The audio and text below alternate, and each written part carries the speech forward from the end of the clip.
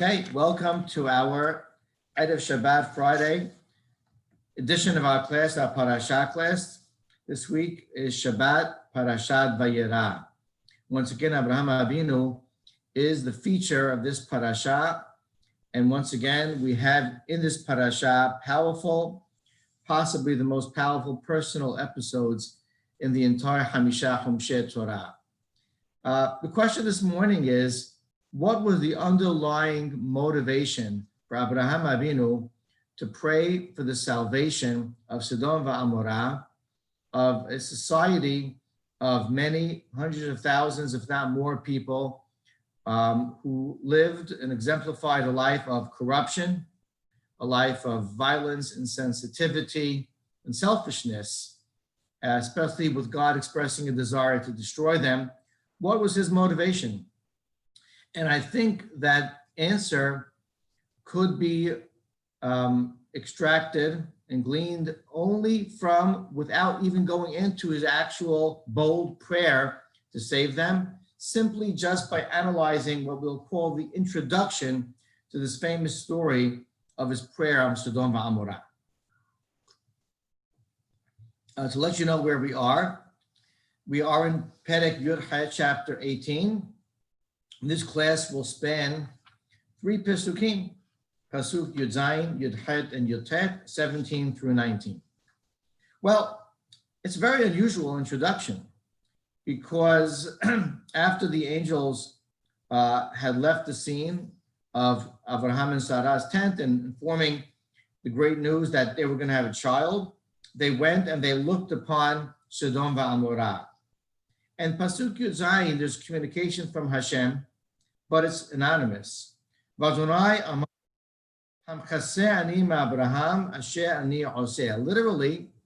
Hashem said, Ham chaseh, could I possibly conceal from Abraham what I'm planning on doing? This pasuk is highly unusual. Who is HaKadosh Baruch Hu addressing? He's certainly not speaking to Abraham because he's speaking about Abraham in the third person. And the pasuk seemingly is what we call Hashem, pondering or speaking to himself, which is just a matter of description. But HaKadosh Baruch Hu is addressing no one in particular. Perhaps his Bedin Shel Ma'ala, as we call it, his heavenly court. And really, he is acting as what he is, the narrator of the Chumash, of the Torah. And you can say that he's just speaking. And that means he's speaking to the reader. And that really translates to HaKadosh Baruch Hu speaking directly to us and saying, in other words, that I cannot possibly conceal my plans of destruction of Sodom and Amorah to Abraham. This is highly unusual. And the question is why? Why is Hashem addressing us directly? And why does he have this need to sort of justify what his decision is? It's a decree. Obviously, it's a justified decree to destroy some evil nations. Why does Hashem really have to justify himself to us? And why is it that he can't conceal this from Abraham? And the truth is, the next pasuk attempts to explain. Pasuk Yud Chet says, Hashem explains to us, Abraham, after all, Abraham's going to be a massive, strong, an awesome, large nation, and all the rest. This is a term used not only by Abraham, but by Yitzhak and Yaakov, a duplicated term. All of the nations of the world will be blessed through him. What reason is that conveying to us? What is Hashem's real motivation for revealing to us that he can't conceal this from Abraham? He's got to tell him about the plans. Well, there are a few suggestions. For instance, Midrash Tanhuma suggests that while Abraham Avinu originally was, in last week's parasha, and Rabbi ben Habetanim was promised not 7 nations, but 10 nations. And in fact, he was only going to inherit 7. Eretz Yisrael represents 7 with the original boundaries. And the future, we're told, times of redemption, the other 3 will be added on. But here he promised Abraham 10 nations. and happens to be the Sodom and Amorah are part of the territory of the original pledge to Abraham Avinu of those 10 nations that he will inherit. And HaKadosh Baruch Hu is saying, listen, Abraham is going to be a Goy Gadol V'Asum, a great nation. I told him one thing, and I can't take that back from him at least without justifying it to him or informing him of the reason why and revealing my plans. One suggestion. Two, also a Midrash Tanchuma suggests that Abraham Avinu was a person that by very nature was sensitive. I wouldn't say emotionally sensitive to human beings, to the human race. And the Midrash tells us that Abraham Avinu was, as we'd say in modern lingo, so to speak, scarred from the event of the Mabul, scratching his head and asking himself, was it necessary to destroy the world? Or if I were there, I think I could have done something about it without having to wipe out almost the entire civilized planet. And that was almost a day on, you can say, Abraham Avinu's calendar. It's like his Tisha B'Av, his personal day of mourning, the Mabul day. And HaKadosh Baruch Hu said, listen, he's now in this world. I can't cause at least similar type of destruction without consulting with him. How hurt would he be? How much would he be questioning the necessity of this destruction when, as he's going to reveal in his prayer to God, he really believes that he can do something about it and have an impact. I have to appeal to his sense of love, sensitivity, compassion to human beings, to man created b'Tselem Elohim, and I have to reveal my plans to him. Another suggestion given by the Ramban, that could you imagine Abraham Avinu, who represented godliness and morality to the rest of the world, essentially in his backyard, to see death and destruction on a large scale without doing something about it, without saying something? If Hashem didn't give him the opportunity to put up a fight and to pray, and he didn't reveal his plans to Abraham, what would that do to the reputation of Abraham Avinu in the present and future generations? Yeah, that's Abraham, the moral, Abraham, the defender of people and the one of godly values. Where was he throughout this destruction? Why didn't he lift a finger? He did lift a finger because HaKadosh Baruch Hu decided I have to reveal my plans to him. Those are some of the theories and suggestions why Hashem said that I really cannot conceal what I'm about to perpetrate from Abraham Avinu. And that's all within that Pasuk Yud Het. He's going to be a great nation, and he's going to be impacting the rest of the nations of the world. But the truth be it, that if you read one more Pasuk, HaKadosh Baruch Hu proclaims something about Abraham, and that something could really be what is definitely the segue into Abraham's prayer, and certainly the main underlying idea, not just why Hashem reveals his plans to Abraham, but what Abraham's true underlying motivation was in this bold and almost illogical prayer that he took upon himself. Let's read Pasuk Yud Het 19. Let's just read the simple surface meaning.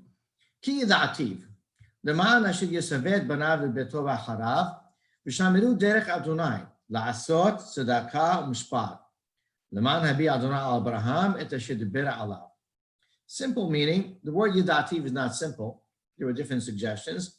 Because I love him, because I understand him, because I've identified him and chosen him, for the purpose of commanding his household and his generations to follow him, his offspring. V'shamiru derech Adonai, who will keep the ways of God. Meaning, I know Abraham, I understand him, I've identified him as the chosen person because I know that he's going to pass on a legacy to his future lineage and the generations which follow, to keep and to embrace and to observe derech Hashem, the ways of God, which are revealed to us in the next three words, la'asot, tzedakah, u'mishpat, to conduct a life of, to live a life of, and to embody the values of tzedakah u'mishpat, righteousness and justice. This is what is framed here as the way of God, derech Hashem. This is what Abraham will carry on and transmit to future generations. And I'm just telling you that now, says God. Why is he telling us this now? I believe that this is one of the most important Pesukim in Perashat and Sefer Bereshit, if not one of the heaviest Pesukim in terms of value and morality in the entire Torah. I like to nickname this pasuk the mission statement. And let's talk a little bit about this phrase, tzedakah u'mishpat, righteousness and justice, which Hashem frames as the way of God, and Abraham will carry on and transmit to future generations. Well, the Midrash tells us, and by the way, this phrase is used many times in Tanakh, specifically in Tehillim. Sometimes the order is switched between tzedakah u'mishpat and mishpat u'tzedakah. But I will tell you that besides this communication about Abraham's way of life, this is also the way that the Navi described in David HaMelech's reign, which is the pinnacle of the, up till now, of our existence as a nation, the greatest time, so to speak, that David ruled the land with tzedakah and mishpat. And also, Yeshaya HaNavi describes this as the only way in which we'll see future redemption and our Mashiach that we so yearn for. Sion b'mishpat tipadeh v'shabeha b'tzedakah. Jerusalem will only be redeemed with tzedakah mishpat. So the founding of our nation, the pinnacle of our existence, and our future redemption, all dependent on tzedakah mishpat. So the Midrash takes notice. It says first the word tzedakah and then mishpat. And indeed the Midrash uses an anecdote about Abraham to discuss this order of things. First righteousness and then justice. And Midrash goes on to paint a picture. Abraham Avinu used to have a tent and a house and estate where he positioned strategically in an area where people would pass by. Maybe it's a place that there's no grocery stores accessible so much. And they pass by, they stop in his open, it says Hotel Balash, free room and board. Great opportunity. They'd come in, they eat, they sleep. And afterwards, Avraham Avinu would say, okay, you ate by me. It was really no charge, but can you bless God, please? And they say, just more. What does that mean? Never did that before. Bless God? Why should I do that? Well, he'd say, well, where did this food come from? We're in the desert right now. Where the water come from? How did this grow? Tell me about the science. What's the origin of what you just ate and nourished your body? What keeps you alive? And if they still resisted blessing God, he would say, all right, pay up. Pay up, huh? All right, fine, I'll bless God. And they did. That, says the Midrash, is tzedakah mishpat. What does that mean? It means as follows. It means that all human beings, as it says in Kohelet, Hashem barat ha'adam yashar. God created man, and specifically God of the Jewish nation, with an innate nature to do good, with a natural tendency to be able to recognize good and seek and embrace a life of goodness. And man is capable and has the potential to act in a godly manner at all times. If you give him the opportunity, certainly it's very likely that he will. Any mitzvah that we do, we could do it from the position and standpoint of mishpat, which is justice, which means, all right, I'm obligated to do it. All right, would it be, well, certainly I might get punished, and I have to recognize the opportunity of reward. And, or it could just be for the fact that, well, it's traditional, it's obligatory, and I have to do it, and that's why I'm doing it. That would be mishpat, that would be justice. Not so bad. But God's desire is what we would call in halakha, your initial approach, your real motivation should be tzedakah.